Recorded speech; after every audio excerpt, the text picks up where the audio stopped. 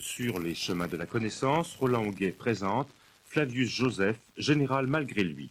Ce matin, troisième émission, ni romain ni grec, avec la participation de André Paul.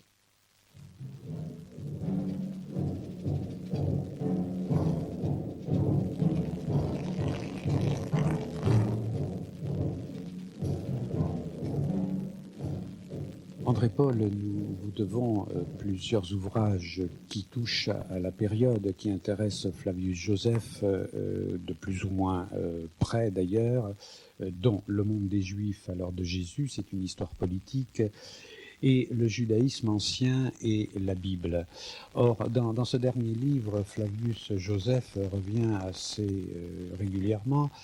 On a le sentiment que c'est un personnage auquel vous attachez une importance assez grande, et que par ailleurs vous donnez de lui une image qui n'est pas une image absolument conforme à ce que l'on a l'habitude de rencontrer. Et en particulier, vous nous dites que Flavius Joseph n'est pas plus pro-romain politiquement qu'il n'est grec culturellement. Alors ce sont deux formules d'ailleurs différentes qui demandent chacune, je crois, un commentaire. Oui, c'est un paradoxe que cette formule, mais je la résume en ceci, qui est la pointe des deux éléments paradoxeux, c'est-à-dire que Joseph, c'est un vrai juif. D'ailleurs, je parle toujours de Joseph, le juif. Alors, je précise tout de suite que, à l'époque, Joseph n'avait pas le choix, puisque les Romains étaient les maîtres du monde.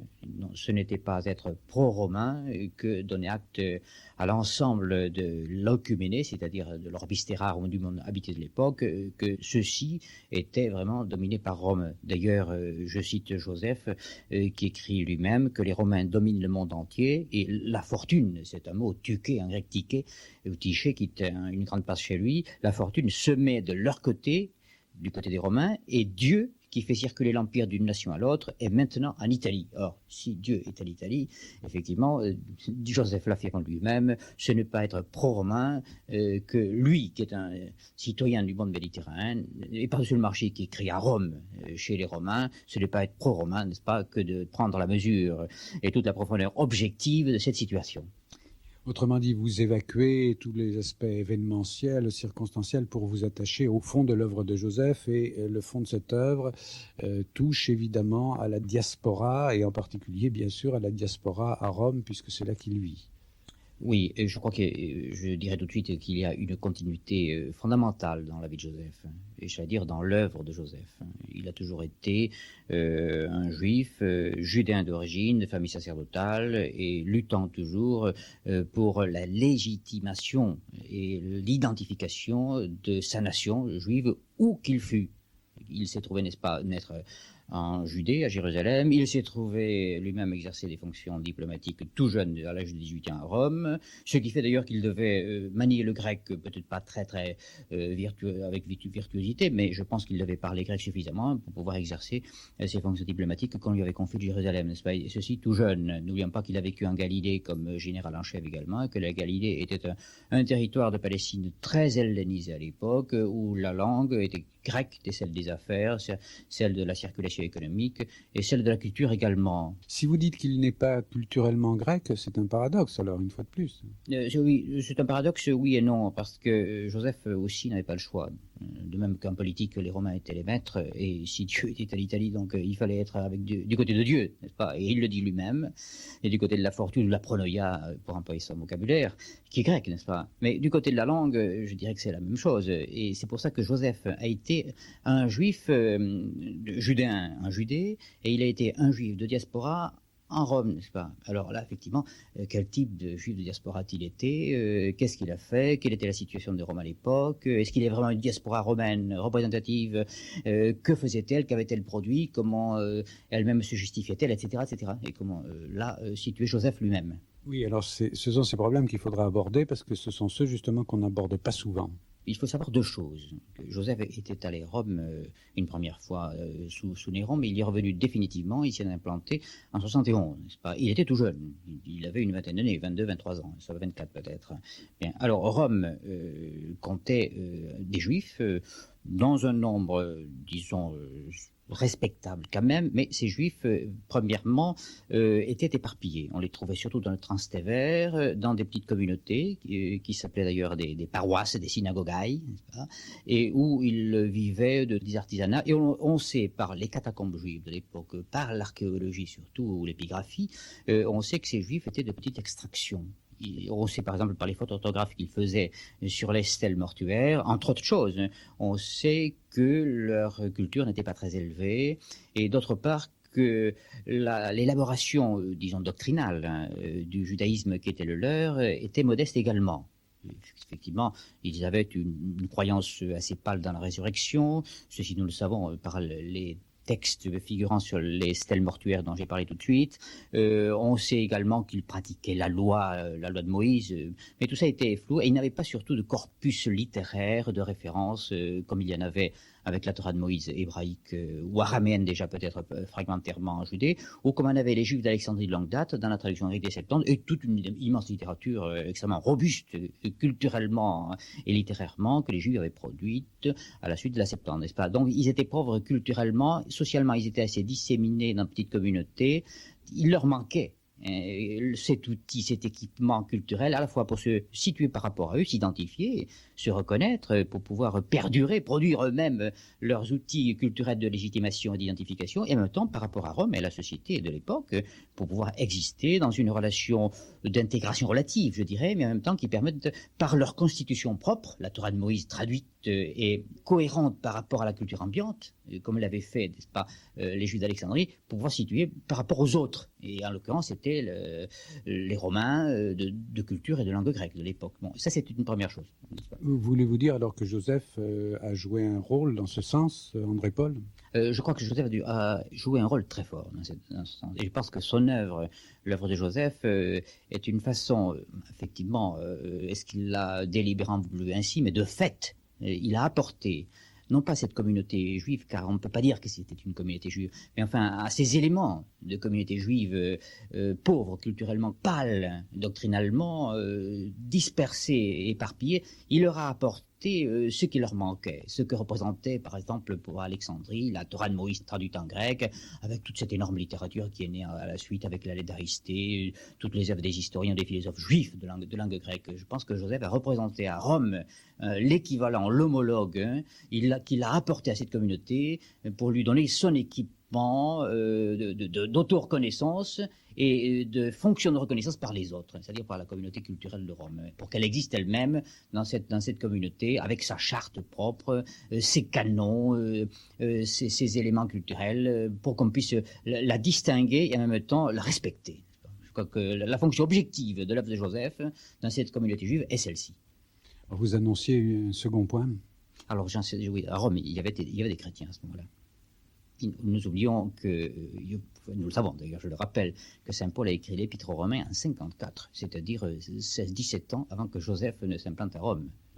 Et si saint Paul a été capable d'écrire en 53-54 une lettre aussi longue, aussi précise doctrinalement, aussi affinée dans le débat qu'elle engage, n'est-ce pas, sur un certain nombre de points fondamentaux concernant l'héritage juif dans ce qu'il avait de plus profond et de plus définitif, je pense que la communauté juive, je dis bien juive, mais qui se reconnaissait comme chrétienne déjà, mais qui était nonobstant juive, élargie à des non-juifs, c'est évident, dans un prosélytisme qui cette fois-ci trouvait tous ces éléments vigoureux d'exercice et d'épanouissement, chose qui se vérifie assez peu dans le judaïsme lui-même. Mais dans le christianisme, il y a eu cette fonction prosélytique, n'est-ce pas, qui a pu trouver son aliment, mais il y avait des juifs chrétiens extrêmement, à ce moment-là, soudés, et qui formaient une vraie communauté.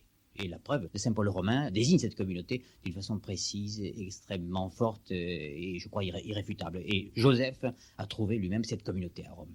Ce qui veut dire qu'il y avait une double question qui lui était posée par rapport à l'identité et à la pertinence et à la même, j'allais dire, aux espoirs de durée ou de perdurer de sa communauté nationale, qui était la faiblesse des Juifs de Rome, d'une part, et d'autre part, le fait qu'ils étaient compromis dans leur identité même par cette déviance et cette organisation nouvelle d'un groupe communautaire juif qui se disait chrétien.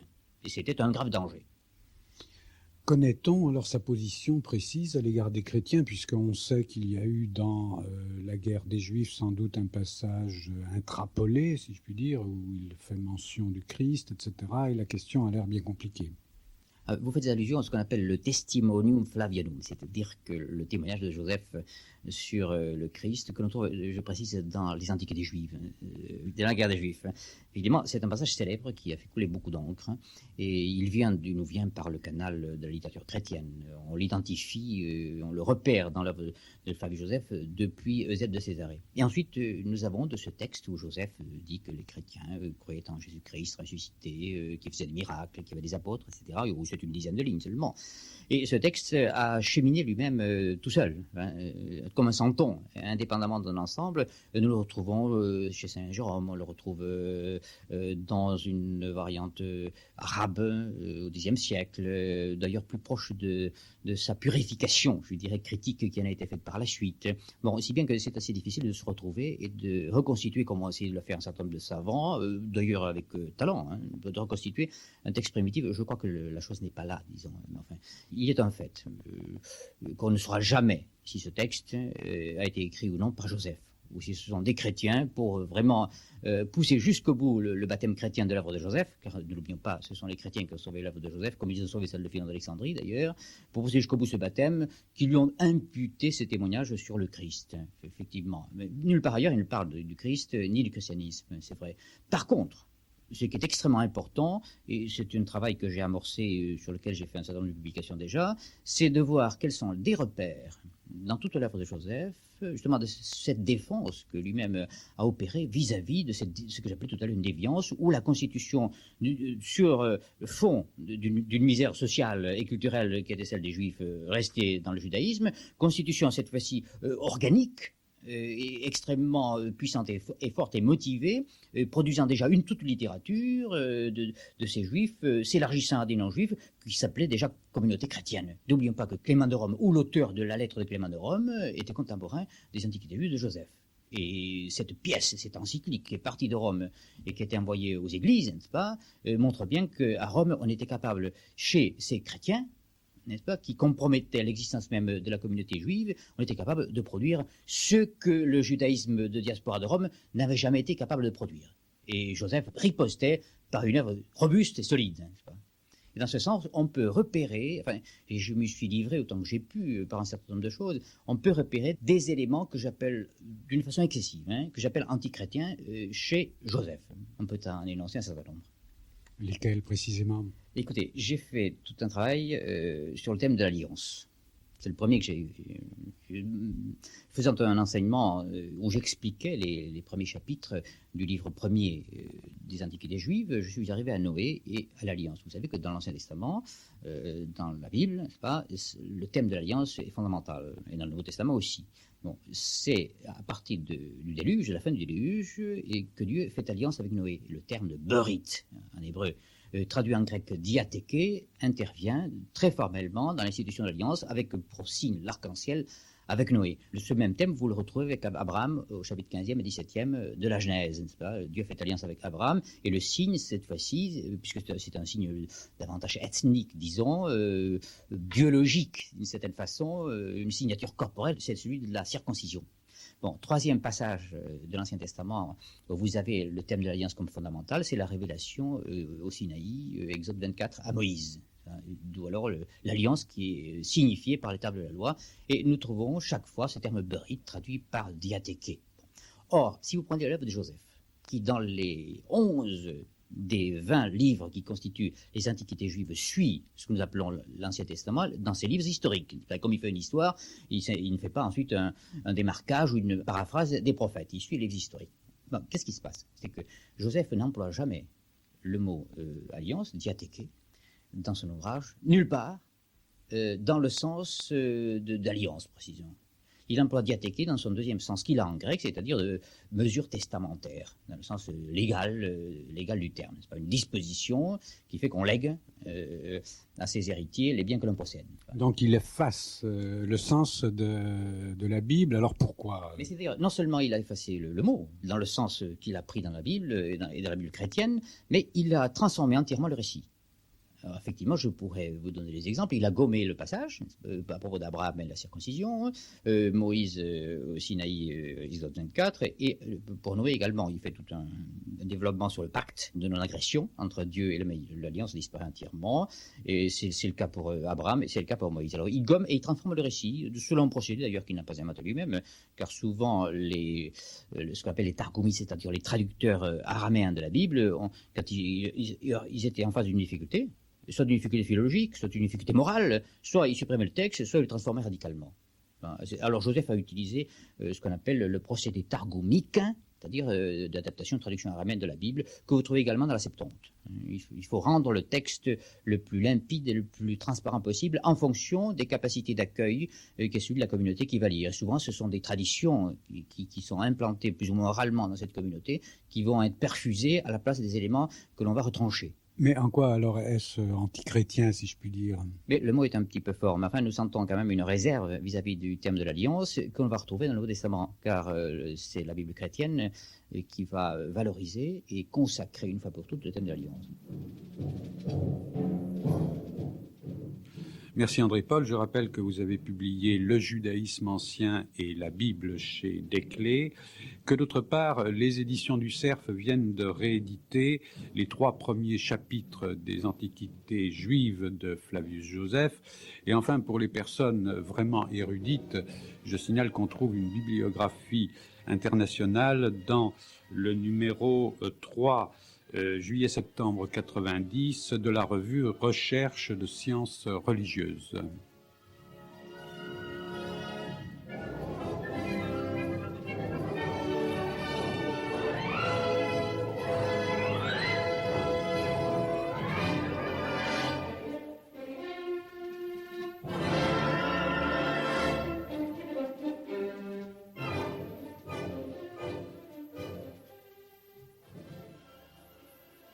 C'était Flavius Joseph, général malgré lui, 3e émission d'une série de 5 proposée par Roland Auguet avec ce matin la participation de André Paul. Nicole Salerne était chargée de la réalisation de ces chemins de la connaissance qui nous feront considérer demain une vision du peuple juif.